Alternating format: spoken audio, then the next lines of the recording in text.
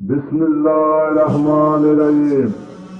شروع کرتا ہوں اللہ کے نام سے جو بڑا مہربان نہایت رحم کرنے والا ہے۔ السلام علیکم دوستو، آج میں آپ کو حضرت محمد صلی اللہ علیہ وسلم کی ایک حدیث بتانے والا ہوں۔ پہلی حدیث، ایک شخص رسول اللہ صلی اللہ علیہ وسلم کی خدمت میں حاضر ہوا اور اس نے عرض کیا کہ یا رسول اللہ کی راہ میں لڑائی کی کیا صورت ہے، کیونکہ ہم میں سے کوئی غصے کی وجہ سے اور کوئی غیرت کی وجہ سے جنگ کرتا ہے۔ تو آپ صلی اللہ علیہ وسلم نے اس کی طرف سر اٹھایا، اور سر اس لیے اٹھایا کہ وہ پوچھنے والا کھڑا ہوا تھا۔